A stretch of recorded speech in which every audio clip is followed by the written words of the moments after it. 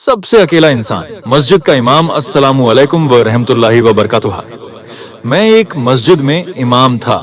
कई साल गुजर गए थे। लोगों के बच्चों को कुरान पढ़ाया, जनाजे पढ़ाए, निकाह पढ़ाए, हर खुशी और गम में शरीक रहा।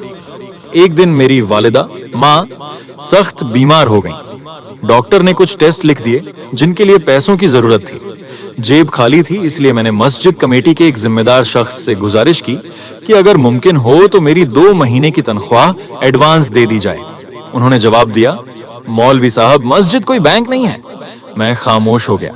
कुछ दिन बाद उसी कमेटी के एक सदस्य ने मस्जिद के लिए नया कालीन देने का ऐलान किया। हजारों रुपए खर्च हुए। लोगों ने उनकी बड़ी तारीफ की। मैं दिल ही दिल में सोच रहा था कि जिस मस्जिद के कालीन की फिक्र सबको है, उसी मस्जिद के इमाम की मां के इलाज की फिक्र किसी को नहीं। खैर, कर्ज लेकर इलाज करवाया। कुछ महीनों बाद एक नमाजी ने मुझे बाजार में देखा। मैं अपने बच्चे के लिए एक जोड़ा कपड़े खरीद रहा था। अगले दिन किसी ने आकर कहा, मौलवी साहब, आजकल तो बड़े मजे हैं, बाजारों में खरीदारी हो रही है। मैंने मुस्कुराकर बात टाल दी, लेकिन दिल रो पड़ा। उन्हें क्या मालूम था कि वे कपड़े भी मैंने कर्ज के पैसों से खरीदे थे, क्योंकि ईद आने वाली थी और मेरा बेटा कई दिनों से नए कपड़ों की जिद कर रहा था।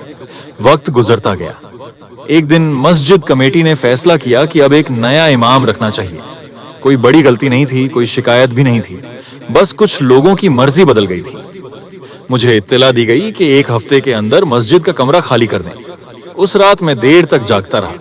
मैं सोच रहा था कि जिस मस्जिद में मेरी जवानी गुजरी, जहां मैंने हजारों अजानें दी, हजारों नमाजें पढ़ाई, आज वहीं मेरे लिए 1 हफ्ते की मोहलत भी ज्यादा समझी जा रही है। अगली सुबह फज्र की नमाज पढ़ाते वक्त मेरी आवाज भर आई थी। नमाज खत्म हुई तो लोग हमेशा की तरह अपने घरों को चले गए, लेकिन उस दिन पहली बार मुझे महसूस हुआ कि कभी-कभी मस्जिद का सबसे अकेला इंसान मस्जिद का इमाम ही होता है। नसीहत, हम में से बहुत से लोग मस्जिद की खूबसूरती पर हजारों रुपए खर्च कर देते हैं, लेकिन कभी यह नहीं सोचते कि मस्जिद के इमाम की जिंदगी किन हालात में गुजर रही है। हम नए कालीन, पंखे, लाइटें और इमारतों की फिक्र करते हैं, मगर उस इंसान को भूल जाते हैं जो हर दिन हमारी नमाज पढ़ाता है, हमारे बच्चों को कुरान सिखाता है, हमारे निकाह पढ़ाता है और हमारे अपनों के जनाजों में हमारे साथ खड़ा रहता है। हकीकत यह है कि इमाम भी एक इंसान है। उसके भी बच्चे हैं, उसके भी खर्चे हैं, उसके भी दुख और परेशानियां हैं। वह भी बीमार पड़ता है, उसके माँ बाप भी बीमार होते हैं और उसके घर में भी जरूरतें आती हैं। अफसोस की बात है कि कई बार मस्जिद के दरवाजे सबके लिए खुले होते हैं, लेकिन इमाम के दर्द को सुनने वाला कोई नहीं होता। याद रखिए, जिस दिन हम अपने इमाम की इज्जत, उसकी जरूरतों और उसकी परेशानियों का एहसास करना शुरू कर देंगे, उसी दिन हमारी मस्जिदें सिर्फ इबादत की जगह नहीं, बल्कि एक बेहतरीन इस्लामी समाज की मिसाल बन जाएंगी।